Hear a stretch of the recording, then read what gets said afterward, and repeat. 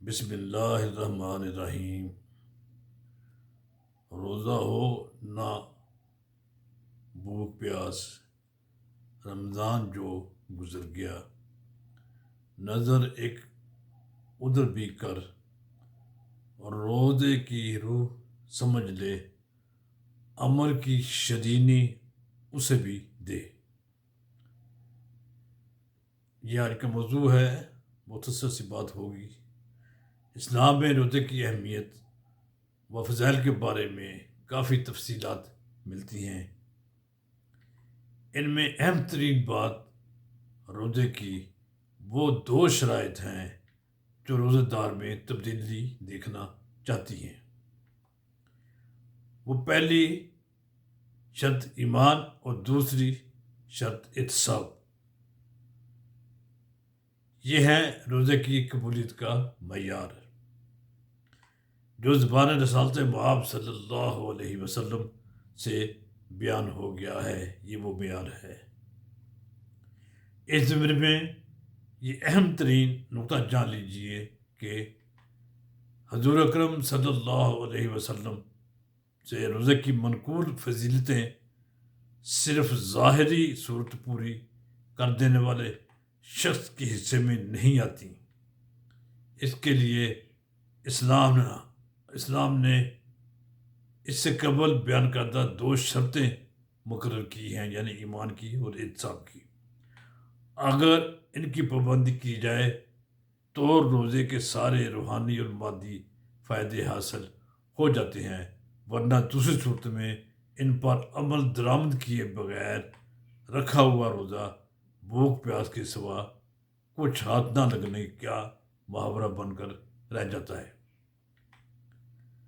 وہ شرطیں جو حضرت ابو ہریرہ رضی اللہ تعالیٰ عنہ سے مروی حدیث میں بیان کی ہو چکی ہیں کہ رسول اللہ صلی اللہ علیہ وسلم نے فرمایا، من صام رمضان ایمانا و احتسابا غفر لہ ما تقدم من ذنبہ۔ یہ حدیث صحیح بخاری اور صحیح مسلم شریف دونوں کتب احادیث میں مذکور ہے، بیان ہے۔ اس قول رسول صلی اللہ علیہ وسلم کا مفہوم یہ ہے کہ جس نے روزے رکھے، ایمان یعنی روزے صرف رضا الہی کے لیے رکھے، اس کے سوا اس کے سامنے کوئی اور مقصد نہ تھا، اگرچہ دوسرے جسمانی فوائد حاصل ہو جائے تو یہ اللہ کا دین اور رحمت ہے، اس پر اللہ کا شکر ادا کرنا چاہیے۔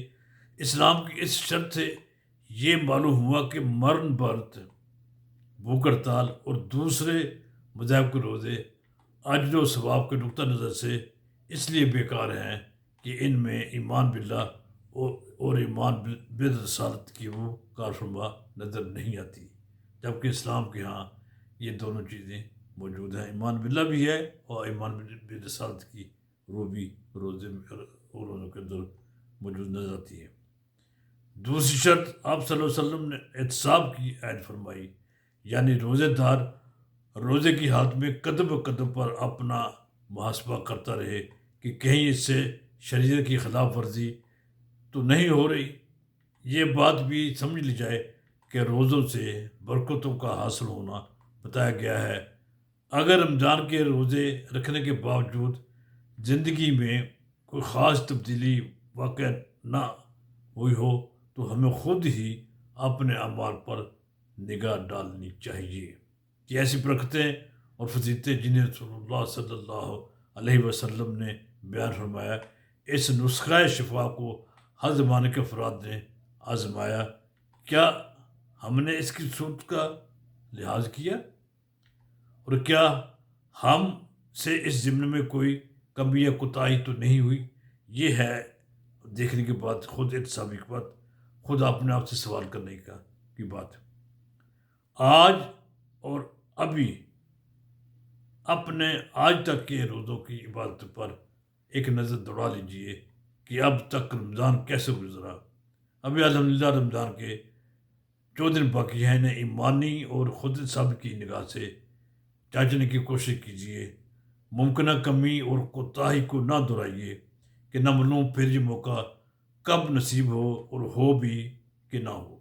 بس آج اسی التجا پر اس پروگرام کا اختتام کیا جاتا ہے کہ یا رب العالمین ہمیں اس خالص تیری بندگی والے عمل میں ذاتی خواہشات و مفادات، بغض و عناد، تخاور، حرص و حوث کی علائشوں سے اور ملاوٹ کی گندگی سے محفوظ فرمانا، ہمیں شعوری اور لاشعوری کمی کوتاہی سے بچانا اور اپنے کرم و فضل سے دور نہ کرنا، ہمیں رمضان المبارک کی ہر برکت و نعمت سے عطا کرنا اور صحیح روزہ داروں میں ہمارا بھی شمار کرنا، آمین یا رب العالمین۔